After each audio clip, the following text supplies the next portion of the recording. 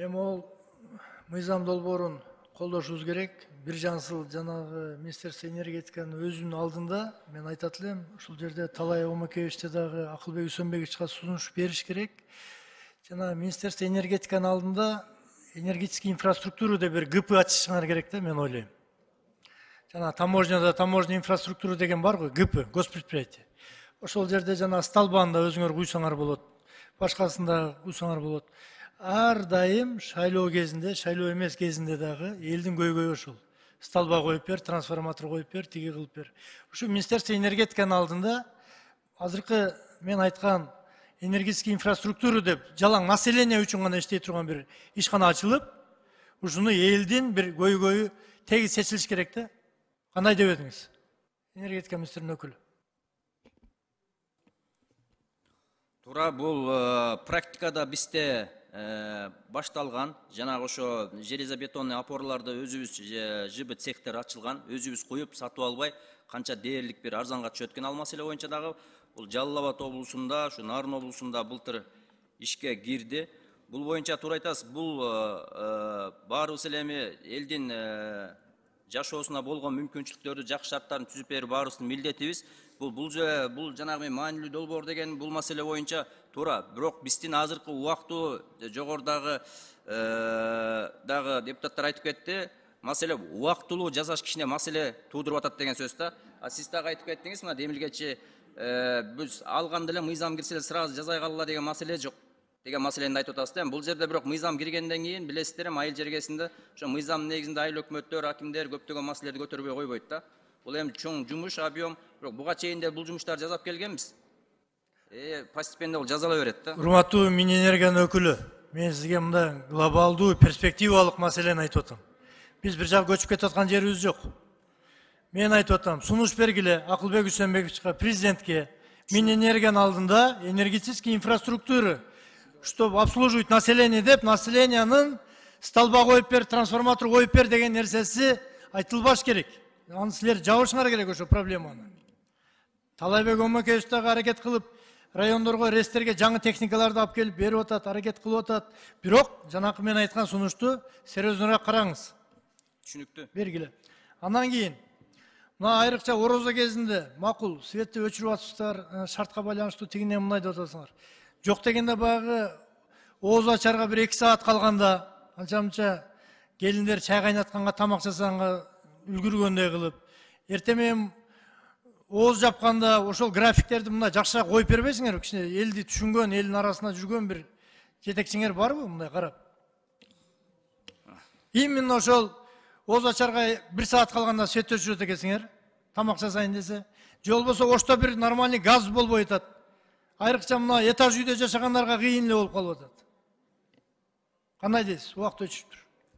Уруксат берсеңиз, урматтуу депутат Рысбеков Алтынбек, Кыргызстан улуттук электр тармактар ишканасынын башкы директору. Берген сурооңузга туура суроо бердиңиз, бирок сааты боюнча айтканда түшүнүктүү болуш үчүн жалпак тил менен түшүндүрүп дагы бир жолу кайталап кетейин. Биз графиктерди айтып аткан маалда эмне үчүн кечки саат бизде деген энергетиктерде ушундай түшүнүк бар, час пик деген. Башкача айтканда электр энергияны өтө көп колдонгон маалда ушул разгрузочный регулировочный мероприятия жүргүзгөнгө туура келип атат. А башка маалда бизде кубаттуулукка муктаждык жок, кубаттуулук жетет, күндүзү кубаттуулук жетет, андай маселе жок. Бүгүнкү күндө эртең мененки сиз айтып аткан ооз бекиттер маалда эч кандай маселе жок, ал жерде да кубаттуулук боюнча маселебиз жок. Анда эч кандай өчүрүү болгон жок. Кечинде, именно кечинде. Сөзү бөлбөй турсаңыз, ооз бекиттерге калганда 1 саат мурда өчүрбөй туруптур, чайын кайнатып алсын, нормально. Биз антип саатын айтып кыла албайбыз. Себеби кечки максимум маалында электр энергия болгон колдонуу аябай көп болгон маалда биздин жабдыктарга күч келген маалда ушул жагдайга барып атабыз да. А биз антип саатын регулировать эте албайбыз. Анда мындай суроо. Эмне үчүн 2020-жылга чейин, же 18-жыл свет өчпөдү, 21-жыл свет өчпөдү, 22-жыл свет өчпөдү. Эмне үчүн свет өчүрүп атасыңар? Азыркы маалдын жагдайы кыска эле айтканда, бүгүнкү күндө өзүңүздөргө белгилүү болгондой токтогул кезде агрегатты бүгүнкү күндө реконструкция кылуу үчүн ремонтко чыгардык. Ал жерде 250 мегаватт кубаттуулукту жоготтук. Токтогул суу сактагычта суу каякта? Бул жерде суу сактагыч боюнча агрегаттын бири-бирине тиешеси жок, бул пландалган ремонт. Суу каякта суу? Токтогул суу сактагычына суу калып турбу? Токтогул суу сактагычына суу боюнча бүгүнкү күндө келген суу боюнча турат. Ал боюнча ар бир иштелип аткан метр канча кубический метр кетип аткан болсо, ал боюнча камераларда коюлган, ар бир контроль көзөмөл бар. Ал боюнча эч кандай маселе жок. Сиз сүйлөсөңүз тилиңизден чаң чыгат экен. Мына элге айтыңызчы. Тарифтердин тыйындарын чыгарып бериңизчи мага азыр. Тарифтер боюнча бүгүнкү күндө Мындай кылып айтыңыз. Пенсионер мынчадан төлөйт. Инвалид мынчадан төлөйт. Коммерциялык мынчадан төлөйт деп мындай элге айтыңызчы, полный. Тарифтер боюнча айта турган болсок, тарифтер боюнча бизде жөнөкөй биринчи социалдык тарифибиз бар. Сиз айтып аткан пенсионерлер, аз камсыз болгон үй бүлөлөр 50 тыйындан төлөйт. 1 киловаттына 50 тыйын. 1 киловаттына 50 тыйындан төлөйт. Андан сырткары Убакыт өчүрүп тур, мен жооп берип атканым жок. Урматтуу аппарат. Андан сырткары бизде жалпы элге тарифибиз бар 1 сомдон. Бул 700 киловаттка чейин 1 сомдон төлөйт. 700 киловаттан ашкандан кийин 2 сом 16 тыйындан төлөйт. Андан сырткары бизде тариф бар, высокогорье деген тарифибиз бар, тоолуу аймактарда тарифибиз. Бул тарифте биздин жарандарыбыз 1 сомдон төлөйт. Ал жерде 700 киловаттка чейин деген ограничение жок. Канча электр энергиясын колдонсо, бардыгына 1 сомдон төлөйт. Андан сырткары үй бүлөгө көмөк боюнча айтып өтүп кеттим, ал жерде 50 тыйындан төлөйт 700ге чейин. Андан сырткары насосный станцияларыбыз бар, өзүңүздөр жакшы билгендей, аларга да өзүнчө тарифибиз бар. Ал жерде 3 сом 27 тыйындан төлөнөт. 3 сом 27 тыйын. Андан сырткары Токтогулда өзүнчө тарифибиз бар.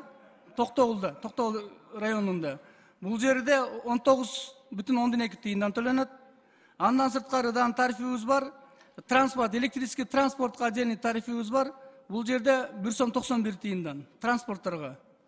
Андан сырткары детский учрежденияларыбыз бар, социальный учрежденияларыбыз бар. Буларга 1 сом 91 тыйындан тарифибиз бар. Мына ушул сөзүңүздө жана коммерциялык тарифтериңер бар да? Бар. Министр энергетиканын өкүлү. Жана мечиттерде мен оюм толук айтып коеюн. Коммерциялык катары жана тарифин тыйындарын алат экенсиздер да, көп кишилерден ушул кайрылуулар келип атат. Айыл жерлеринде мечиттер бар. Бүт Кыргызстандын толгон токой Аллага сыйынчу, мусулмандар сыйынчу Алланын үйү бар. Ошол жерде жанагы электр энергиясын төлөгөнгө келгенде коммерциялык тарифти алат экенсиздер да, ушуну мындай бир жөнгө салсаңыздар болбойбу? Жазып, кат жүзүндө жооп берип койсоңуз мага.